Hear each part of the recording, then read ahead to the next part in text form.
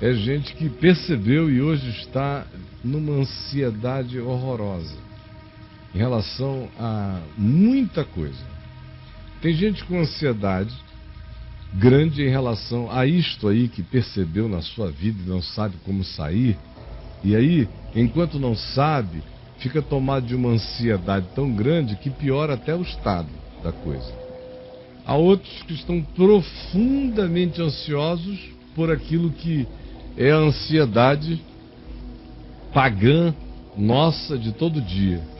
Que comeremos, que beberemos, com que nos vestiremos, onde passaremos as férias, enfim, que carro terei, quando conseguirei, minha casa, quando terei melhor, ou terei a própria, ou terei a segunda, quando alcançarei meus amigos que estão adiante de mim, quando meu salário será compatível com o que eu acho que seja a minha capacidade mental, profissional, intelectual, acadêmica, e bota ansiedade. Ou quando meu marido vai conseguir se empregar, porque ele está desempregado. Quando é que a gente vai conseguir aumentar nossa renda familiar? Aí bota ansiedade. E o estômago, o órgão de choque, vai pagando a conta. É o primeiro órgão de choque da ansiedade, é o estômago. Em 90% das pessoas. Mas a ansiedade faz muito mais do que deixar você com azias inexplicáveis, dores estomacais, o estômago todo ferido de ansiedade, porque a maioria das pessoas tem no estômago o seu órgão de choque precípio da ansiedade. Por isso a ansiedade dá logo, uma das primeiras coisas que começa a gerar é má digestão, empachamento, coisas do gênero. Mas a ansiedade não se limita a gerar empachamento e dor de estômago. Ela é a mãe de praticamente quase todas as nossas doenças de pele. Alguns dos nossos cânceres são frutos de ansiedades crônicas.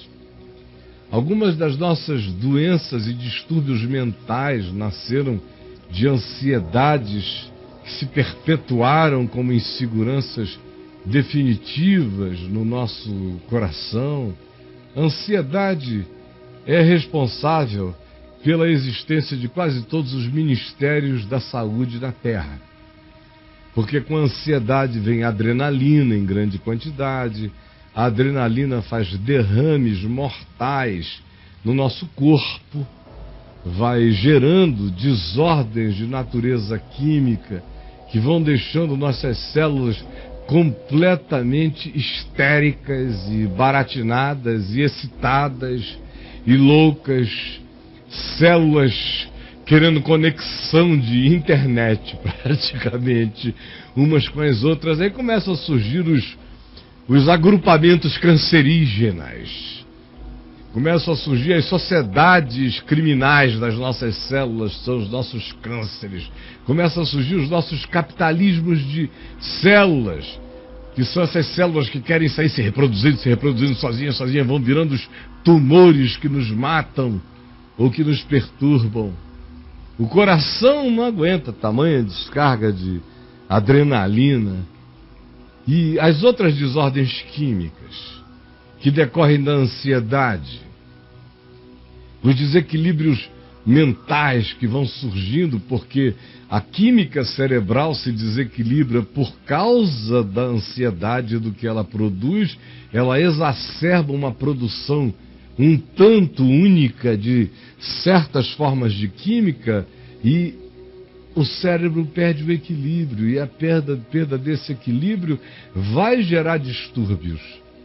A alma vai ser mal interpretada, o que vai se transformar em comportamento estranho. O comportamento estranho vai gerar interpretação diferente de terceiros, que vão nos olhar de uma certa forma, que vai fixar aí sim na nossa alma a impressão de que nós somos o que o nosso comportamento descontrolado manifestou.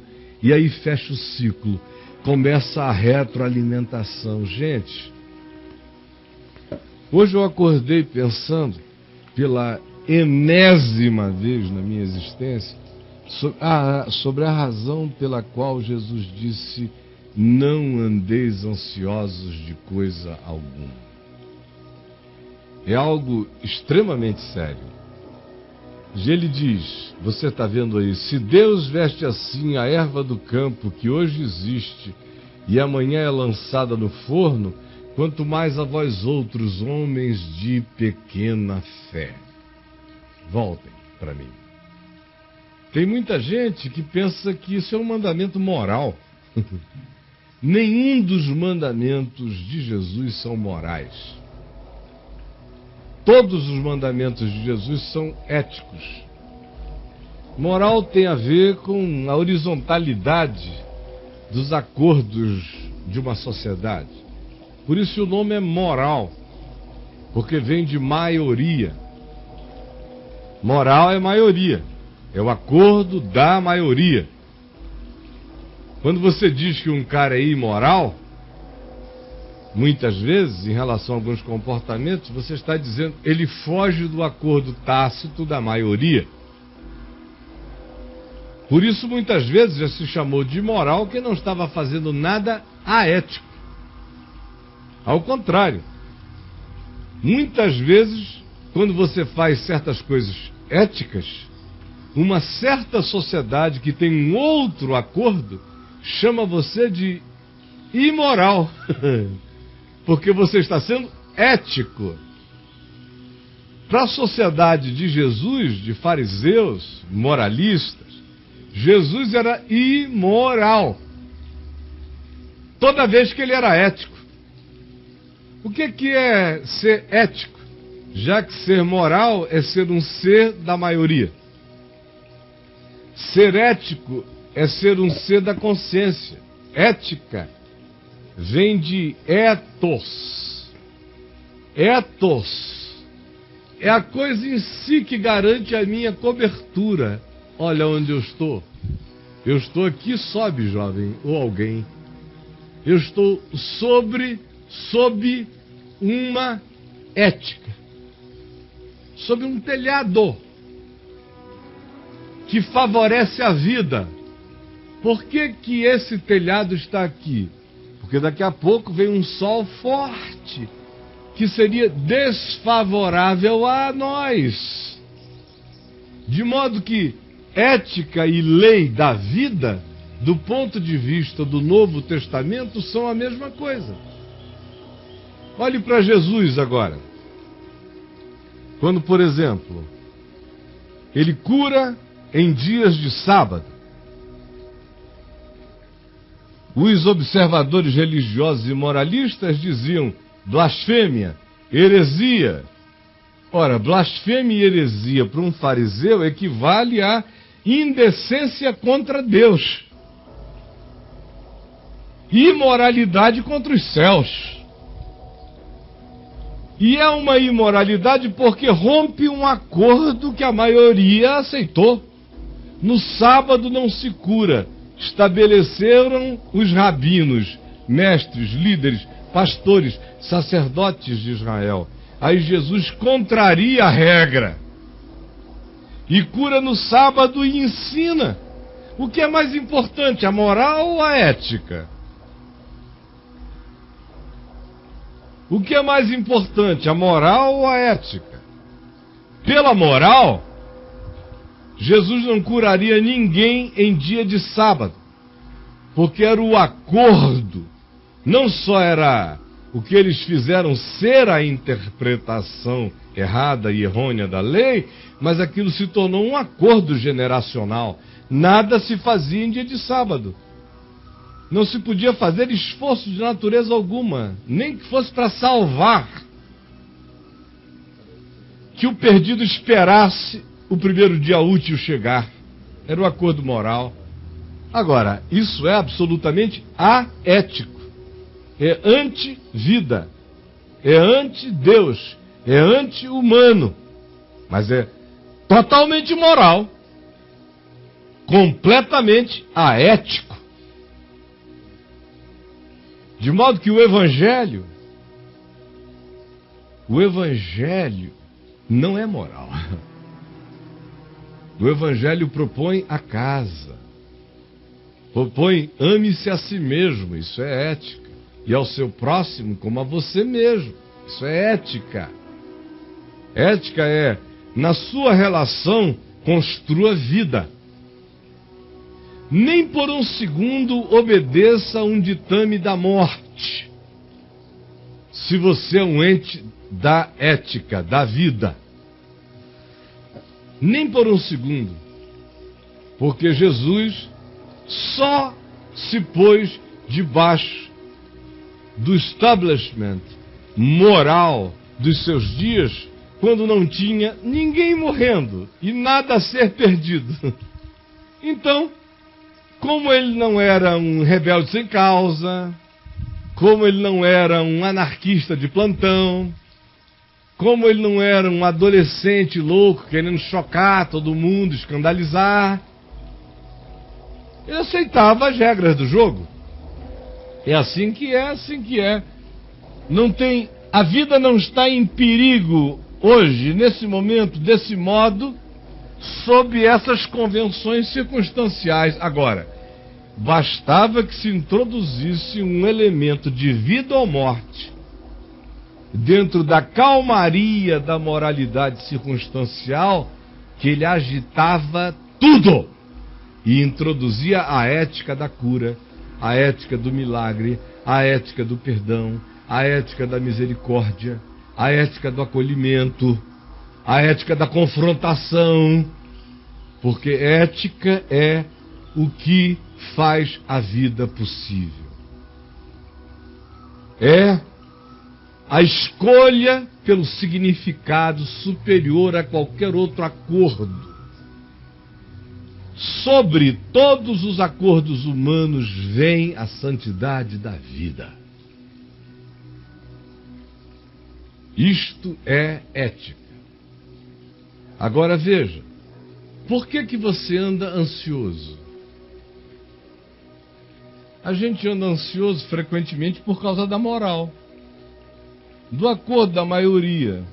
Até, por exemplo, os desafios de sucesso aos quais você se submete acabam sendo acordos morais, porque se a maioria diz, com a idade tal você tem que ter feito isso, com a idade tal você já tem que ter alcançado isso, com a idade tal você já tem que ter casado, com a idade tal você já deveria ter filho, com a idade tal você deveria ser assim.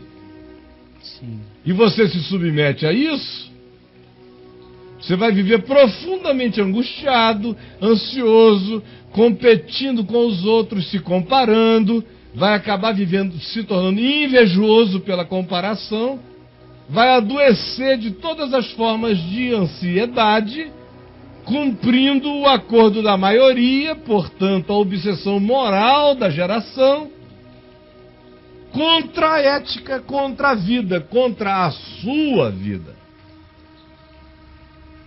Por isso, eu repito, quando Jesus disse, não andeis ansiosos de coisa alguma, que está aí em Mateus 6, que é uma das falas mais longas de Jesus sobre um único tema, uma das falas correntes, contínuas, mais longas sobre ansiedade.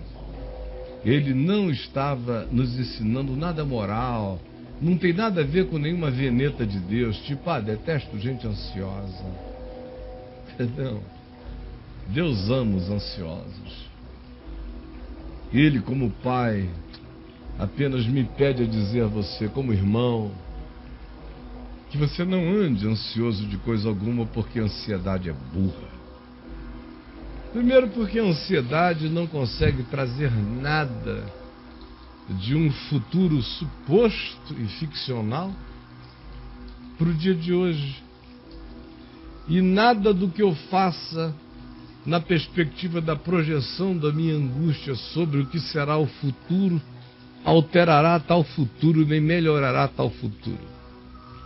Em segundo lugar, porque a ansiedade me envenena. Supostamente a gente fica ansioso, preocupado com a vida. E é justamente a ansiedade que mais tem o poder de envenenar a minha vida e acabar com a vida que eu digo que quero preservar. Olha como é doido o processo. Porque eu quero preservar a minha vida, eu ando ansioso por causa dela. E porque eu ando ansioso por causa dela, eu a enveneno. Sim. E a enveneno de muitos modos. A enveneno, por exemplo, mentalmente, porque a ansiedade emburrece. A ansiedade gera vícios de pensamento, a ansiedade é repetitiva. A ansiedade trabalha em círculos que não sabem se quebrar.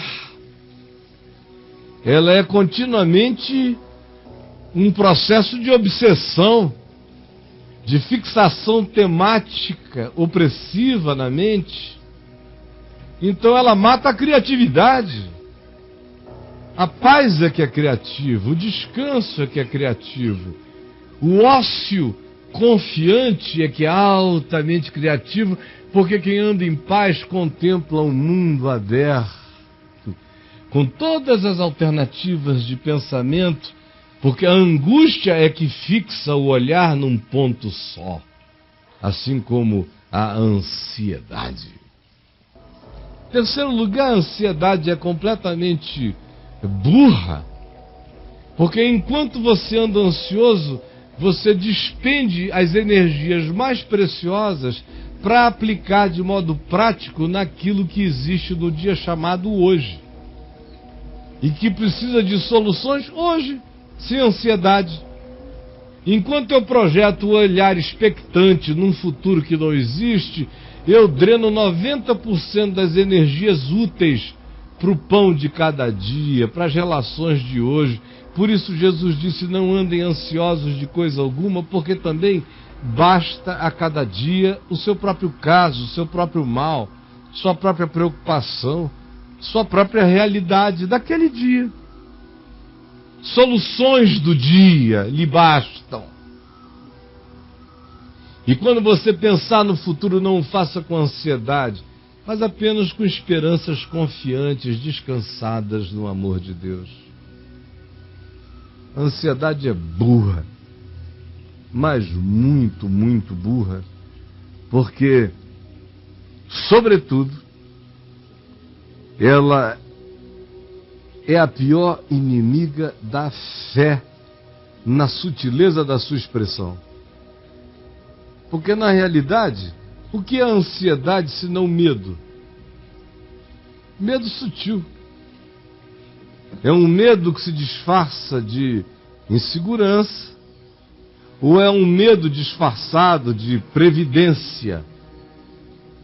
É um medo disfarçado de bom senso preventivo. É um medo tomado de angústias responsáveis por si e pelos outros. O que é ansiedade? Ansiedade é neurose. Neurose profunda, sutil, desgraçadamente dissimulada, insidiosa na alma, com o poder de se psicotizar e se psicossomatizar na existência da gente. E mais, a ansiedade também é burra porque ela destrói relacionamentos. Uma pessoa ansiosa vai ficar distraída. Distraída da mulher, distraída dos filhos, distraída de tudo. Não dá para se concentrar em relacionamentos quando você está tomado de ansiedade. A ansiedade só se relaciona com o que não existe, com a neurose de um futuro que não chegou.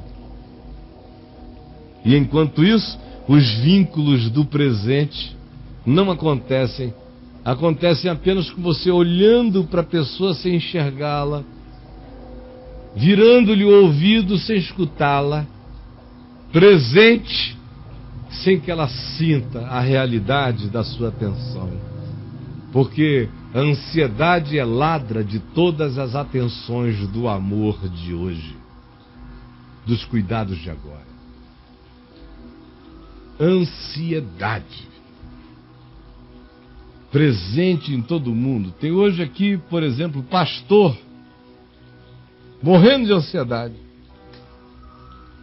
Mas meteram na cabeça dos religiosos que ansiedade pelo pastorado, pelo ministério, ansiedade pela igreja, ansiedade pelo que o povo chama de causas e coisas e obras de Deus, que são essas feitas entre quatro paredes, com timbre eclesiástico, que por isso a gente pode viver ansioso. Aí eu encontro gente com a mão gelada, mulher de pastor que você cumprimenta a mão dela, mão gelada de ansiedade, gelada. Quantas vezes, meu Deus, no curso de décadas, eu ouvia os colegas pastores chegarem para mim dizendo: Caio, eu não sei por que meu pé é tão frio, eu suo tão frio. Pastores sérios que inevitavelmente sofrem uma diarreia domingo de manhã quando pensam que vão ter que encontrar diácono opressivo, presbítero com cobrança, aquela ansiedade doida.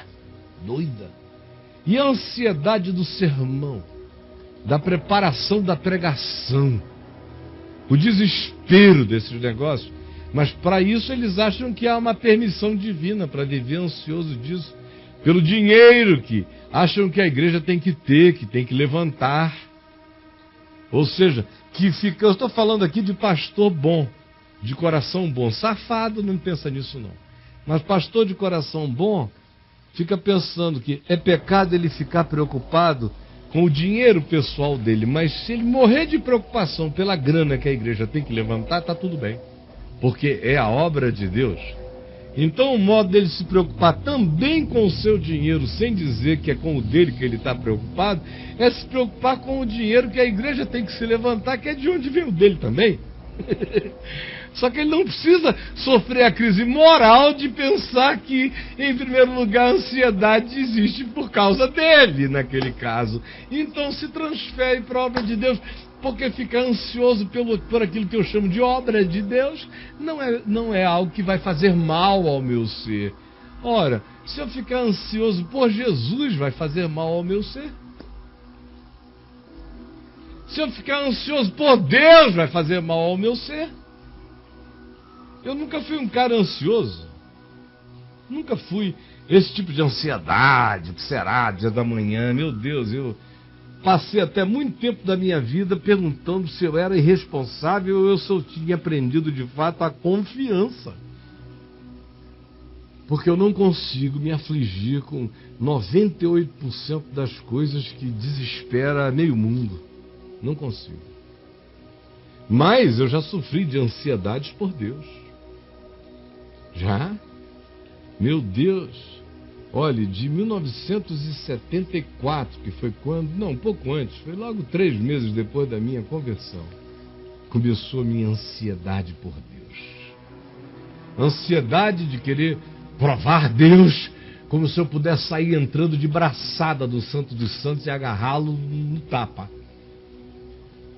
Era uma forma de ansiedade que me fazia mergulhar nos jejuns de 5 dias, sem comer, sem beber, mergulhando. Eu quero, fala comigo, ouve a minha voz. E Senhor, ansiedade por ser útil aos céus. Então eu tinha que pregar não sei quantas vezes por dia, 13 vezes por dia. Eu não tinha que ter direito a sono. Era pecado querer dar um cochilo, era pecado cansar. Aí eu fiquei assim muito tempo, graças a Deus, os meus filhos mais velhos, o Círio e o Davi, foram preservados pelo fato de que, apesar disso tudo, eu era puro amor para com eles. Porque, do contrário, eles estariam pagando um preço enorme, porque eu era tomado por uma ansiedade por Deus, que um dia, já em 1978, eu andando sozinho pelo centro de Manaus, no tempo em que a Zona Franca fechava de meio-dia às 2 da tarde, para o pessoal ir em casa almoçar e voltar, quando Manaus não tinha rush. Eu gostava de andar no centro da cidade naquela hora porque eu não encontrava com ninguém vinha em cima de mim, eu era já muito conhecido na cidade toda, e eu andava ali, porque eu tinha uma obsessão. Eu andava para orar pela cidade do centro. E andando e orando, andando e orando. Eu conhecia todo mundo e orando. Mas com que ansiedade. Até que nesse dia eu vinha na rua principal da Zona Franca, ali bem no centrinho dela, andando, quando eu senti que eu estava na iminência de enlouquecer de ansiedade. De enlouquecer. Eu quase senti uma dissociação se estabelecer na minha mente. Eu parei no meio da rua e disse, não, tem alguma coisa errada com a minha espiritualidade. Porque Jesus disse, deixo-vos a paz vos dou, não vou lá dou como o mundo a dar. Não é possível que ele tenha passado pela terra, sentindo a angústia ansiosa por Deus que eu sinto de dia e de noite. E estranhamente, no meio da cidade de Manaus, eu parei e falei, Deus, eu sou teu filho, tu me conheces. De hoje em diante, eu não vou mais gritar com os céus, eu não vou fazer mais nada. Eu sou e eu creio. E descanso na fé. E toma conta e me enche do teu espírito. Porque não adiantava eu ver todo o fruto da graça de Deus em tudo que eu fazia e já em tudo que eu me tornava em mim mesmo. Como eu tinha me convertido num ambiente pentecostal, eu sofria daquela ansiedade pentecostal de que tinha que ter sinal, prodígio, maravilha o tempo todo. Tinha que ter visibilizações desse poder, confirmando a palavra de maneira quase que industrial. Embora eu não fosse um ente industrial, eu jamais pudesse vir a ser por causa da minha consciência. Mas eu queria aquela intensidade que alma nenhuma suporta. Prestem bem atenção, alma nenhuma suporta viver aquela intensidade ansiosa por Deus, por milagre. Você adoece do mesmo jeito. Meu pé estava gelado como Alasca. Minhas mãos frias, eu sou um cara quente, sempre fui. Mãos quentes, pés quentes. Tem uma emanação de um calor dentro de mim forte. Todo mundo que me pega diz, meu Deus, você tem uma usina de um negócio que mesmo no frio está quente. E eu estava tudo gelado. Foi tomar aquela decisão e determinar em mim mesmo que eu não andaria mais ansioso por ministério nenhum, nem pelo meu, nem por coisa alguma, e a paz veio e o fluir das coisas começaram a acontecer. Eu não vim para cá hoje para dizer isso, eu ia falar 1 minuto ou 2 sobre isso, acabou que eu já estou falando, sabe lá há quanto tempo a esse respeito. Mas se foi assim, deve ter sido útil para alguém e eu espero que tenha sido de coração. Em nome de Jesus. Amém. Não é, brother? Lindo, maravilhoso. Agora olha só, Brolinho. É bom. O pessoal anda uma vida, vive uma vida ansiosa, desarmônica, sim. toda essa coisa. Depois tudo se encadeia para o mal e eles ficam achando que é Deus que está perseguindo, ou até que é o diabo. Quem anda ansioso, angustiado, preocupado, ainda que não ande maquinando o mal, só vai gerar elos e vínculos invisíveis da mesma natureza da ansiedade. Porque aquilo que o homem semear, isso ceifará. Ora, sobretudo é uma semeadura mental. Semeadura de olhar. A gente pensa que só semeia se for ali pegar uma faca e matar alguém. Ah, semeei assassinato. Ou se virar, for ali, se começar a se tornar promíscuo e todo mundo vir, está semeando o mal. Essas são as semeaduras do óbvio, são as idiotas. São as da idade da pedra, que até o Flintstone discerne. As grandes semeaduras são as do olhar. É o que eu planto com o meu olhar. É o que eu planto com o meu interpretar. Eu planto nos outros e planto antes em mim. Interpretação é plantio em mim. Interpretar é semear algo em você. Sempre. Sempre. Quem ensina isso é o Evangelho, não sou eu. Eu aprendi na palavra. Interpretar, julgar é introjetar aquela mesma semeadura em você. É a medida, é a qualidade, a natureza da coisa, você plantou em você. E vai crescer em você. Para matar você. As piores semeaduras são semeaduras de sentimentos. Não fala nada, eu não disse nada, não estou fazendo nada. Mas a questão não é isso, é que eu sei o que você está sentindo, o que você sente vibra.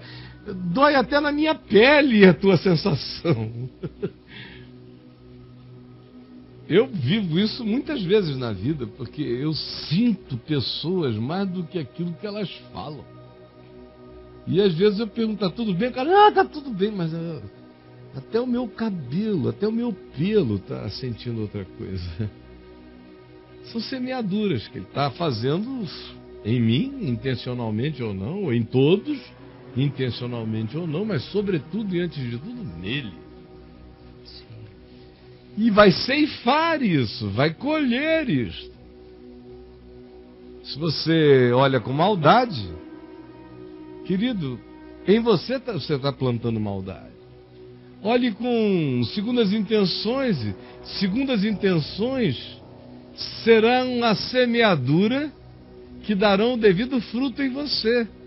Elas se vincularão umas às outras a todas as demais segundas intenções, suas e as que não são suas, porque as segundas intenções se unem contra você que as iniciou. Olha isso. É chocante. Aí Muito o cara doido. diz assim: Deus está perseguindo. Deus não persegue ninguém. Deus não persegue nem o diabo. É o diabo que se endiabra. É o diabo que faz mal a si mesmo. É o diabo que é o Satanás de si próprio. Alguém diz, é a ira de Deus que está sobre o cara. Não, é a tua burrice encadeada que produz isso, que o Velho Testamento e o Novo Testamento, na falta de outra palavra para designar o resultado da calamidade invisível, diz, foi ira de Deus. Mas não foi ira de Deus, foi a tua burrice em conexão. Perseverante, insistente, perversa, maldosa, ansiosa, se conectando a todos os elos idênticos, conspirando contra ti, apenas porque você conspirou contra a vida. Conspire contra a vida e aquilo que você semear, isso você também ceifará. Não é porque anjos participaram, nem demônios participaram, é porque você criou o que para você voltou. Você semeou. E não é lei do karma. É a natureza simples das coisas. É a lei da verdade, é a lei da realidade, é a lei do sentido, é a lei da coerência, é a lei do ser, é a lei da existência. Por que você gostaria de poder semear espinhos e conseguir colher figos, como diz Jesus? Será impossível. Deus determinou que assim será, e você, na sua idiotice, semeia espinhos, colhe mandacarus gigantes, jurássicos, e diz, Deus pesou a mão sobre mim. Deus não pesou a mão sobre ninguém. Você é que se suicida todo dia com a sua insensatez perseverante, tenaz e suicida. Eu vou mostrar umas imagens rápidas aí, que tem gente que pensa que é a lei do karma. Olha só. Tem áudio? São imagens de coisas que acontecem. Ó, o garotinho foi jogar o gato, caiu dentro. Aí alguém diz assim, viu? Castigo. Não, está na beira de um lago, querendo dar um chute no rabo de um cachorro, em cima de uma pedra estreita. Vai cair, né? Dá um chute desse forte numa cadeira para derrubar um cara, mas ela tinha 3 outros apoios. Dançou, né? foi dar com o pau no rabo do cavalo e levou um coice, né? Vai ficar brincando disso aí, ó, de Messi fazendo gol, vai tombar, né? Vai querer passar no acostamento. Ai, meu irmão, você é a sua sentença. Sua burrice é o seu juízo. Você está recebendo o resultado da imponderabilidade de ações totalmente tolas. Mas que retornam mais ou menos do mesmo modo. Tem uma certa previsibilidade do retorno. Assim também, como quando a Escritura diz o que as pessoas só querem entender para o bem, mas não querem entender que é o mesmo princípio trabalhando para o mal. Aqui, por exemplo, em Romanos, no capítulo 8, no verso 28, você lê Paulo dizendo: sabemos que todas as coisas cooperam. Olha as palavras que ele usa. Cooperam. Só uma palavra da pesada. Coopera. Só podia ser usada por um cara da pesada. Com certeza. Paulo não. Paulo, meu amigo, não brincou. Paulo. Cooperam conjuntamente. Ele ainda se faz superlativo, redundante, propositalmente, para fechar um ciclo. Porque você pode cooperar simultâneo ou sequencialmente, não é? Num revezamento de Olimpíada, a gente coopera. Um vai passando o bastão para o outro. Sim. É uma cooperação. Eu trago até aqui, você leva até lá e o outro pega. Quando eu te entrego, eu saio de cena. Eu saio de cena. Mas ele diz, não é só uma cooperação, não é só uma conjunção. Que um vai passando para o outro. Não são só vasos comunicantes, é mais do que isso. São vasos comunicantes simultâneos. Conjuntamente, por isso é que chega o pacotão. Não só conecta, mas conecta e quando se derrama, derrama de uma vez. A mesma coisa, isso para o bem daqueles que amam a Deus. Em momento algum ele está dizendo, Deus vai virar o contraventor especial dos que o amam. Ou seja, se você amar a Deus, ele vai ficar na porta do guichê, fazendo a moça olhar para o lado enquanto... Ele vai trabalhar para você. Ele está distrair um para você pegar uma coisa. Como o crente fica pensando, né? Sim. Que ele entrou para o clube da contravenção celestial. Que Deus vai ver o lado dele. E que vai violar a ética. Vai salvar o dele. Vai salvar o dele contra os outros. Contra os outros. Principalmente contra as pessoas que eu não gosto. Pensa que o amor de Deus é essa coisa assim, apaixonada e passional. Senão eu gosto dele, não gosto daquele. Então eu vou ajudar esse aqui, porque esse aqui dá dinheiro pra mim, esse aqui colabora comigo, esse aqui vai lá, canta, não sei o que, eu gosto desse cara aqui. Deus fura fila pra você. Fura fila. Assim é que crente pensa em intervenção de Deus. Ele nunca entende que a ação de Deus que intervém, às vezes de modo assim, chocante, que acontece, mas é de maneira pontual. De maneira cotidiana não é isso não. Nunca foi nem será. No cotidiano, no pão nosso de cada dia nos dá hoje, ame a Deus e prove e experimente o amor de Deus amando o seu próximo e tratando o seu próximo com a graça do amor justo, puro, responsável, que quer para ele o bem que você deseja para você. Viva assim, amando a Deus e tratando assim o próximo, a vida, dos entes humanos às plantas e à natureza. Olhe, semeie isso com o seu olhar, com os seus sentimentos, com as suas atitudes, porque isto é amor por Deus. E todas as coisas começarão a cooperar, porque os idênticos do mundo invisível se identificam em seu favor. Energias da mesma natureza, elos da mesma natureza, cadeias de vida da mesma natureza, DNAs psíquicos da mesma natureza, espirituais da mesma natureza, anjos da mesma confraria, tudo da mesma natureza, da tua natureza, que é a natureza de amor, porque Deus é amor. Você, amando a Deus e amando a Deus, manifestando esse amor no seu amor pelo próximo e pela criação, semeando graça com o olhar, com a vida e com a interpretação, se torna um imã de bondades. Por isso é que o Salmo 23 diz tudo o que diz. O Senhor é meu pastor, nada me falta. Não sinto falta. Estou contente nele, confiei nele, descansei nele. Ele me faz repousar em pastos verdejantes. Leva-me para junto das águas de descanso. Refrigera minha alma. Guia-me pelas veredas da justiça por amor do seu nome.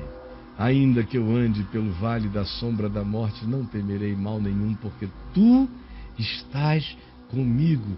A tua vara e o teu cajado me consolam.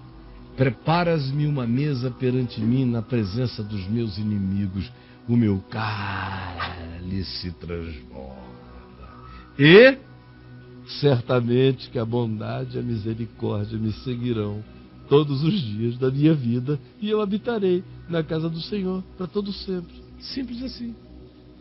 Salmo 23 é apenas uma descrição de uma outra natureza, de que todas as coisas cooperam para o bem daqueles que descansam, que amam, que confiam. O resto corre atrás, coopera para o bem e coopera conjuntamente, até quando chega com cara de algo que não é o que você chama de legal, bom, gostoso. Até a fortuidade ou até a maldade do outro praticada contra você como calamidade que lhe atinja, catapultará você para um bem maior, para um entendimento maior, para uma riqueza maior, para uma sublimidade maior. Não há como você sofrer mal quando você pratica com paz serena, tranquila, em fé, o amor de Deus. Expressão desse amor, amando meu irmão, amando os meus irmãos, amando a criação, semeando misericórdia, graça no meu olhar, no meu interpretar, no meu sentir, no meu existir. Não há como eu sofrer de nada que não me faça ficar melhor. O oposto é verdade também. É isso que crente não quer entender, menos ainda. Que todas as coisas cooperam conjuntamente para todo filho da puta. Ficaram escandalizados ali, né? Estou falando tão vernacularmente calmo, mas foi a melhor expressão que eu encontrei. Todas as coisas cooperam conjuntamente para todo sacana, todo perverso, todo maldoso, todo maquinador, todo egoísta, todo narcisista, todo doente com um rei na barriga, que só enxerga o próprio umbigo, que só pensa em si mesmo. Todas as coisas cooperam para o mal, não para o bem, claro, de todos os arrogantes, de todos os soberbos, assim como cooperam para o mal de todo aquele que vive ansioso, angustiado, expectante, grávido de cobiças. Todas as coisas cooperarão para o mal.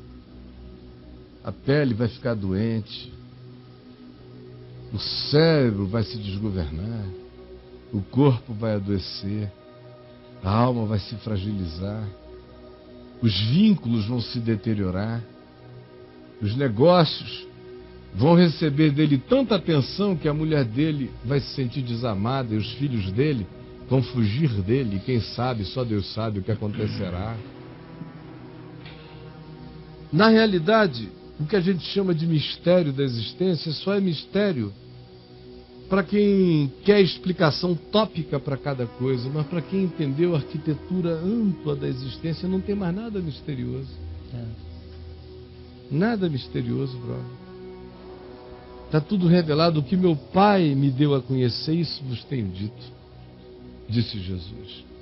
A gente que não tem querido aprender o significado amplo do entendimento, que cura a mente, cura a alma, cura o espírito, cura relações, cura vínculos e faz da gente um ente curador, um ente sal, um ente luz, um ente bálsamo de Gileade, um ente bondade terapêutica de Deus aplicada na vida, porque não deixa de fluir como graça, que primeiro cura você todo dia e se transfere para os outros, porque saúde gera saúde e doença gera doença.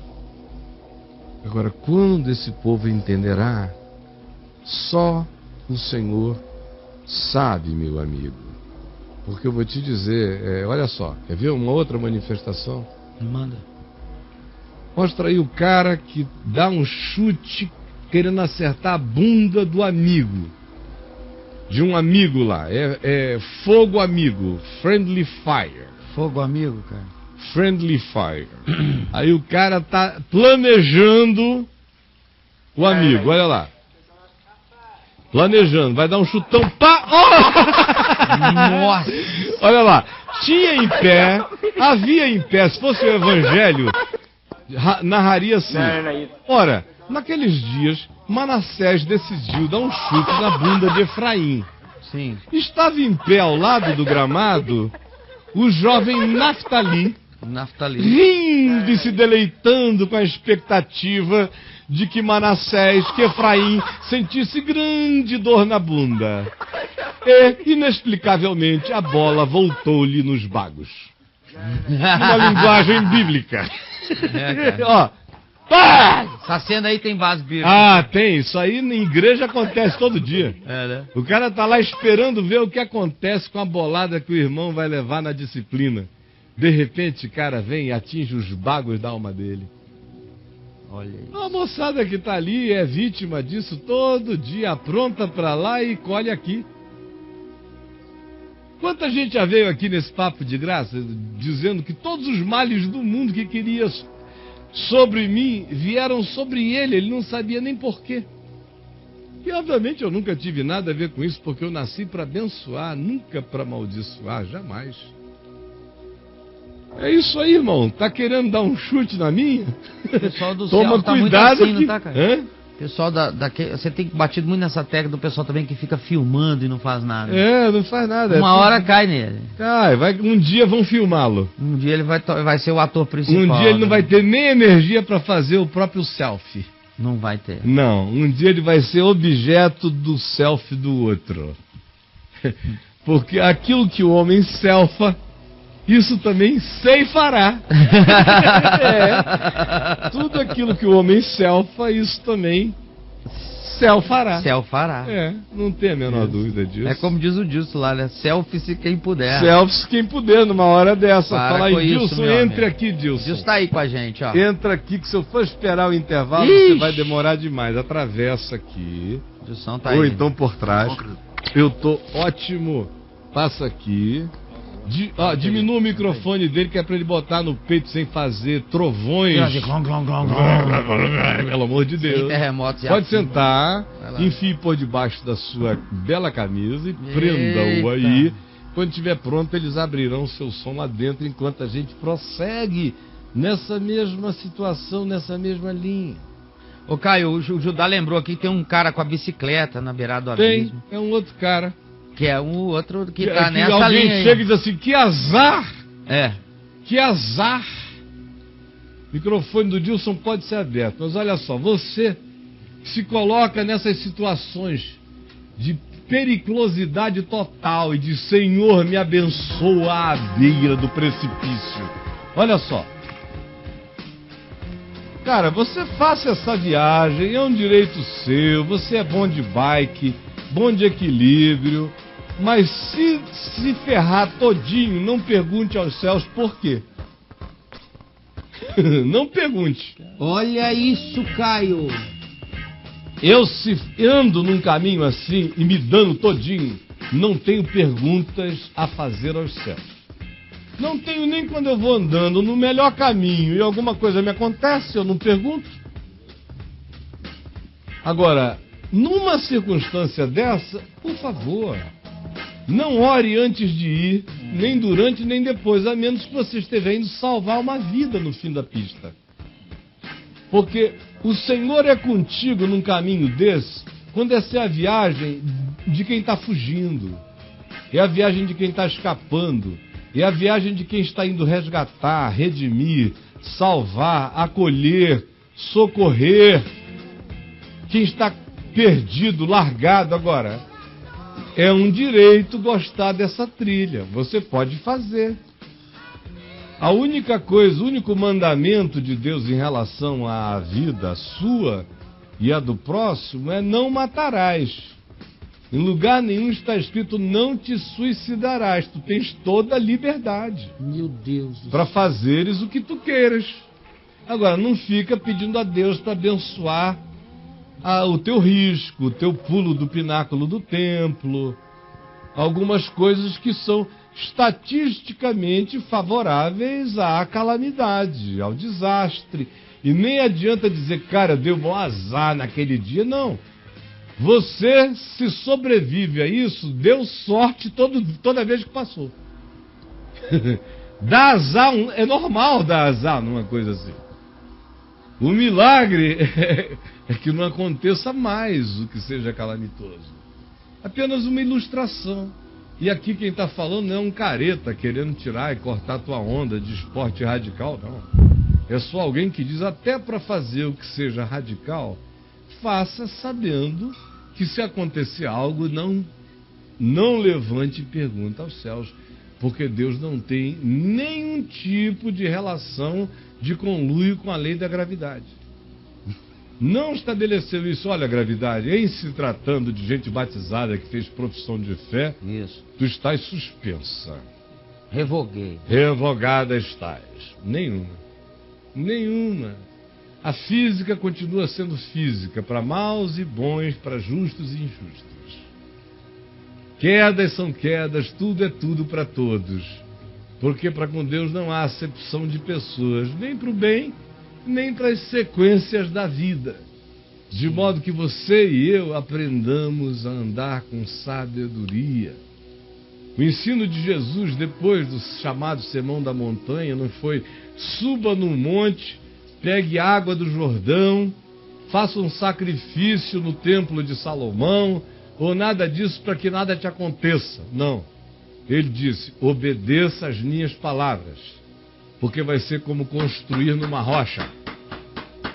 Porque o pau vai cantar. Vem a chuva, vem a tribulação, vem a doença, vem a aflição, vem o perrengue, vem a inflação, vem o que vier, vem para todos. Mas se você estiver plantado na rocha, se você tiver aprendido a viver, você não cairá. Agora, vá acreditar em mágica, mesmo que seja em nome de Jesus, mágica em nome de Deus, é construir a casa na areia. A mãe fica com câncer, você perde a fé. O pai perde a perna, você diz, meu Deus, o que houve? Seu filho, você ficou grávida e o neném não nasceu, abortou de 5 meses. Ah, os céus se fecharam para mim. Para com isso.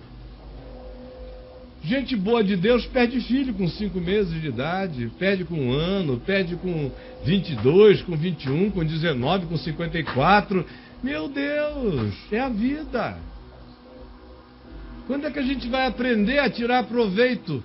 Como é que eu tiro proveito do inevitável? É a pergunta.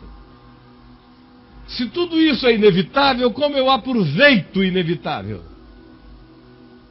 Jesus diz, me ame. E trate a tudo e a todos com amor, fé e confiança. E o inevitável trabalhará em seu favor. E no que depender de você, realize tudo aquilo que de bom seja realizável. E o que esteja para além da sua alçada e seja bom, espere com boa esperança. E o que seja casuístico e inevitável, não perca a confiança, não desanime por causa do que doeu, continue a fazer o bem e o inevitável trabalhará em seu favor.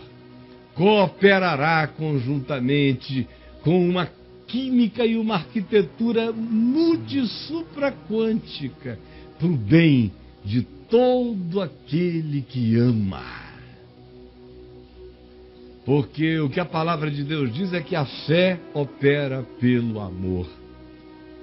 Não adianta nem você dizer, eu sou cheio de fé.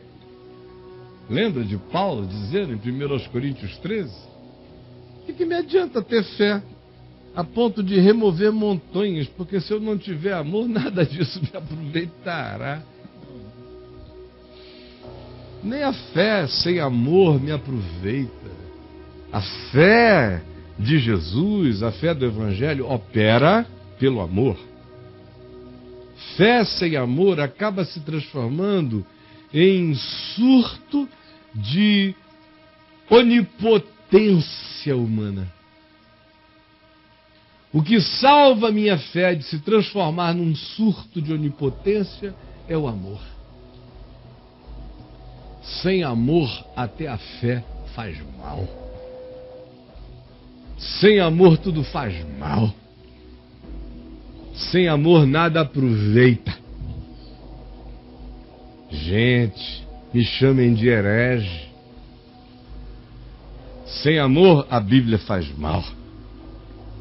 Sem amor, todos os cultos fazem mal. Sem amor, toda oferta é arrogância. Sem amor, toda oração é paganismo mágico. Sem amor, nada, absolutamente nada aproveita.